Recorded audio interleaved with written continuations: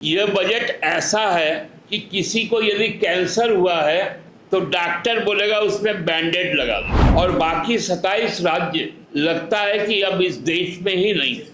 कोई नई सरकारी नौकरी की कोई घोषणा नहीं। जो इंजीनियर हैं उनको भी 5,000 की नौकरी दी जाएगी। जो ITI से पढ़े हैं उनको भी 5,000 की नौकरी। शिक्षा पर कोई भी बातें नहीं, स्वास्थ्य पर कोई बातें नहीं, इलाज महंगा होगा, सोना सस्ता होगा। बहुत दुखद स्थिति। आर्थिक रूप से आज दावा हम लोग भले कर ले, 5 ट्रिलियन इकोनॉमी, तीसरी सबसे बड़ी अर्थव्यवस्था, लेकिन कुल मिलाकर देखेंगे कि खोदा पहाड़ निकली चूहिया। जोहार साथियों, आर्थिक वर्ष 2024-25 का आज केंद्रीय बजट पेश हुआ। आमतौर पर इसे देश का आम बजट भी कहा जाता है, लेकिन आज का बजट आम लोगों के लिए नहीं, खास लोगों का बजट था। और यह बजट पूर्णतः प्रधानमंत्री की कुर्सी बचाओ या सत्ता बचाओ योजना के अंतर्गत आया। यह देश का बजट कतई नहीं। इस बजट से यह पूरी तरह से प्रतीत हुआ कि केंद्र की सत्ता अपने स्थिरता के लिए इतनी डरी और सहमी हुई है कि उसे आंध्र प्रदेश को विशेष लाभ पहुंचाना है, साथ साथ बिहार को भी। बाकी 27 राज्य और बाकी 27 राज्य लगता है कि अब इस देश में ही नहीं है। यह चुनाव में जिस प्रकार से मुद्दे विहीन होकर भारतीय जनता पार्टी ने केवल और केवल सांप्रदायिक बातें की, उसी का यह झलक भी दिखता है।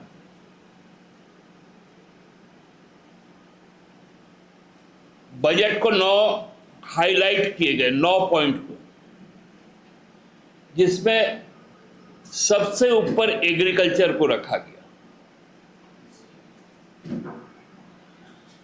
लेकिन विडंबना यही है, 19-20 फाइनेंशियल ईयर में जिस एग्रीकल्चर सेक्टर के लिए 6.5% बजट का हिस्सा हुआ करता था, आज वो घटकर 3.9% पे आ गया। MSP की कोई चर्चा नहीं हुई।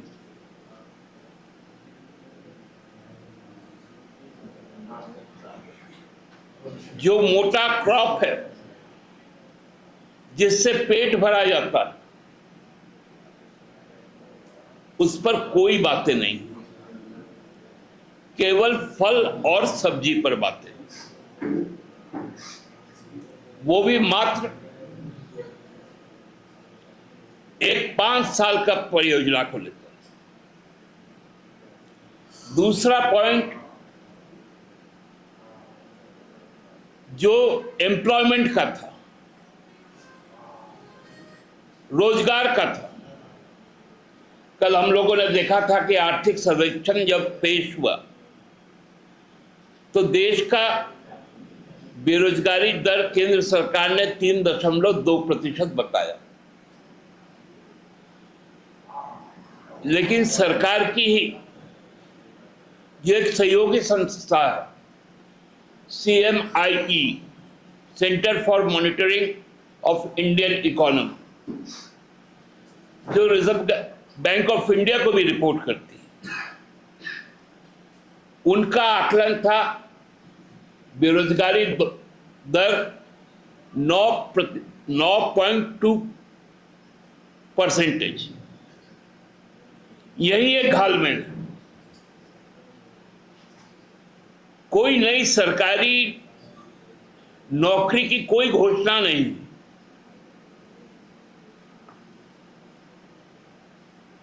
जो 30 लाख सरकारी पद खाली है, उनकी नियुक्ति के संबंध में कोई बातें नहीं। बातें क्या हुई? अगले 5 वर्षों तक 1 करोड़ युवाओं को जो बड़ी प्राइवेट कंपनियां उसमें 5,000 के वेतनमान पर अस्थायी नौकरी दी जाएगी। मतलब प्रति वर्ष 20 लाख नौजवानों को ही 5,000 की नौकरी होगी, जिसमें IIT से पढ़े हुए जो इंजीनियर हैं उनको भी 5,000 की नौकरी दी जाएगी। जो ITI से पढ़े हैं उनको भी 5,000 की नौकरी। ये बजट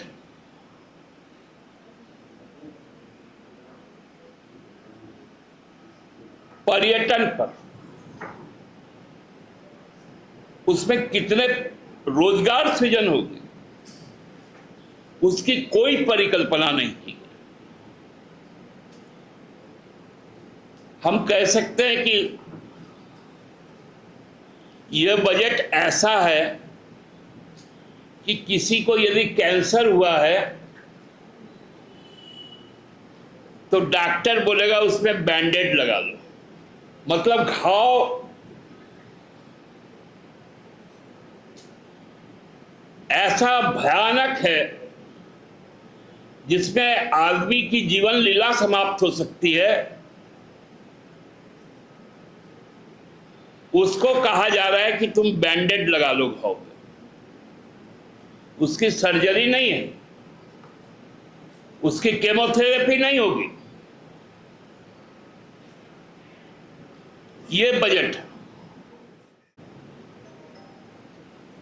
जब बजट पढ़ रही थी उनको भी नहीं समझ में आ रहा था कि बजट है क्या, हम किसके लिए ये दस्तावेज पढ़ रहे हैं। शिक्षा पर कोई भी बातें नहीं, स्वास्थ्य पर कोई बातें नहीं,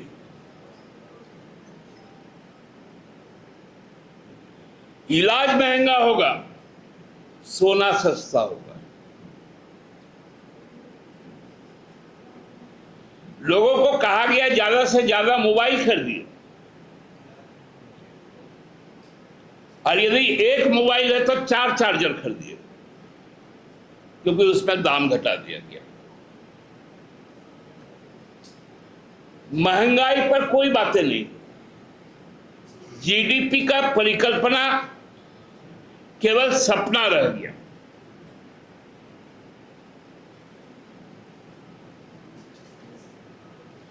मिडिल क्लास, जो मध्यम आय वर्ग के लोग, जो थोड़ा बहुत बचत करते थे, कहीं शेयर में लगाते थे, कहीं म्यूचुअल फंड में लगाते थे, उनको नसीहत दी गई कि ऐसा मत करें, बाजार के हालात ठीक नहीं, आपके पैसे डूब जाएंगे। और इतना सुनते ही सेंसेक्स गोता लगा गया। लोगों के पैसे इसमें भी डूब गए। मध्यम वर्ग के पॉकेट से और निकालो, ये सरकार की ध्येय रहेगी।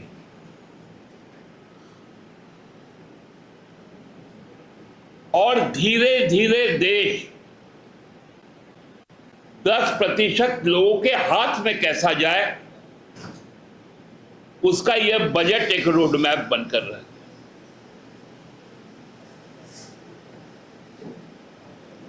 झारखंड जैसा राज्य जो सबसे ज्यादा खनिज संपदा देता है,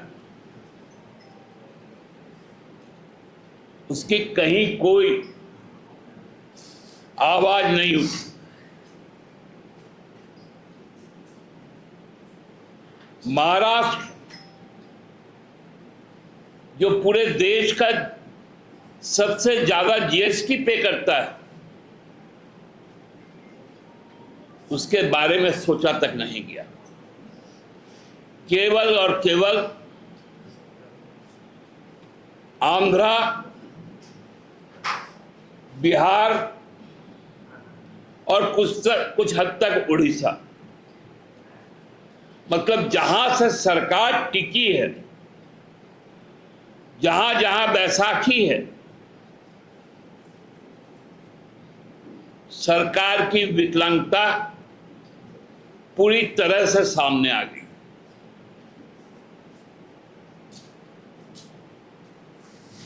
क्या मिलेगा नौजवानों को? अभी भी स्किल डेवलपमेंट होगा।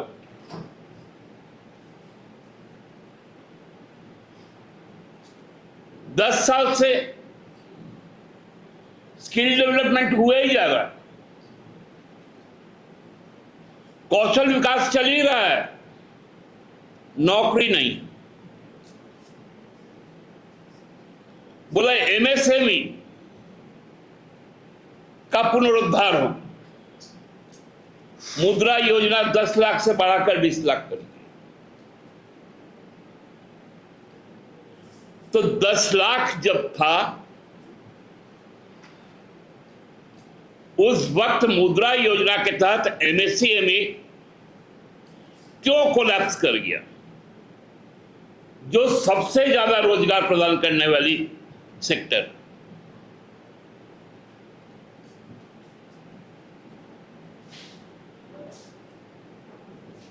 बहुत दुखद स्थिति। आर्थिक रूप से आज दावा हम लोग भले कर ले, 5 ट्रिलियन इकोनॉमी, तीसरी सबसे बड़ी अर्थव्यवस्था, लेकिन कुल मिलाकर देखेंगे कि खोदा पहाड़ निकली चूहिया। आम बजट आम लोगों के लिए नहीं, आम बजट खास लोगों के लिए। तमाम रियायतें दी गई। जो फॉरेस्ट इन्वेस्टमेंट का जो कॉर्पोरेट टैक्स था,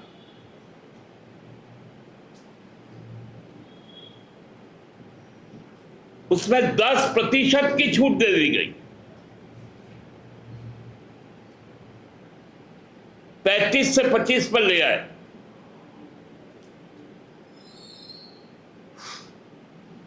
और इनकम टैक्स पर जो सबसे ज्यादा मध्यम वर्ग पे करता है, उसमें मात्र 25,000 की बढ़ोतरी की, 50,000 से 75,000 किया गया।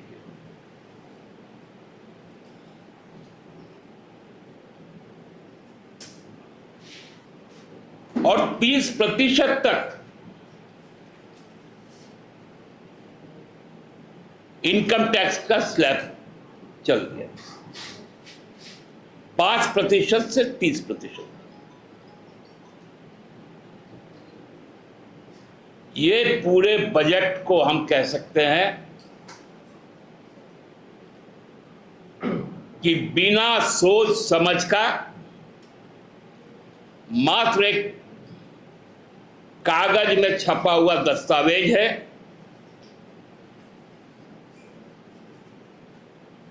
जो अगले 5 वर्षों तक युवाओं को उनके बेरोजगारी में गर्त में ढकेलने के लिए, किसानों को और ज्यादा कर्ज में लादने के लिए, कॉरपोरेट को और ज्यादा फायदा देने के लिए, शिक्षा के क्षेत्र को और स्वास्थ्य के क्षेत्र को गैर सरकारी उद्योग समूह के हाथ में देने के लिए यह संपूर्ण दस्तावेज तैयार किया गया। मैं मेरी पार्टी की ओर से इस बजट का, जो एनडीए का बजट है, ये इंडिया का बजट नहीं है, देश का बजट नहीं है, भारत का बजट नहीं है, ये एनडीए का बजट केवल और केवल प्रधानमंत्री की कुर्सी को बनाए और बचाए रखने का बजट है।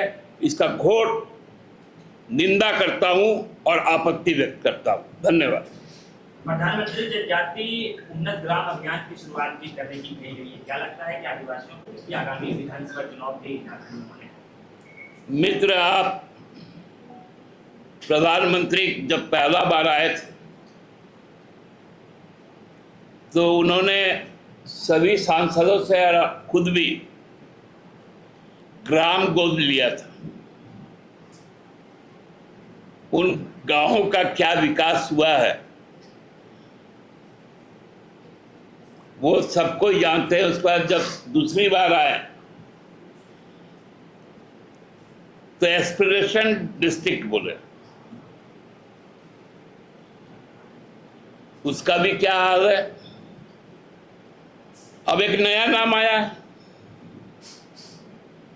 नाम गढ़ने में प्रधानमंत्री की कोई कंपटीशन कर सकता है क्या? बाबूलाल जी तारीफ कर रहे थे, बोले थे आदिवासियों को बहुत कुछ मिला इस बजट में झारखंड की। बाबूलाल जी तो तारीफ करेंगे, उनको प्रदेश अध्यक्ष का कुर्सी मिला है, सपना दिखाया गया है। बाबूलाल जी के हसीन सपने। जब कार्य समिति यहाँ बीजेपी की समाप्त हो गई उसके बाद चर्चा है कि जल्दी ही 10-15 दिनों में जितने ट्राइबल सीट झारखंड में सारे उम्मीदवारों की घोषणा बीजेपी कर देगा। इसको आप किस नजरिए से? बढ़िया है, घोषणा कर देना चाहिए। आप देखेंगे कि जब इसी तरह की घोषणा जब लोकसभा चुनाव में हुआ तो कई प्रत्याशियों ने कहा कि मैं चुनाव नहीं लड़ूंगा। यहां पर भी वही होगा। अब तो इतना बौखलाए हैं लोग कि गट्टा पकड़ के उतार देंगे तो क्या कर देंगे। अरे भवनाथपुर की जनता आपके गिरवान तक पहुंच चुकी है।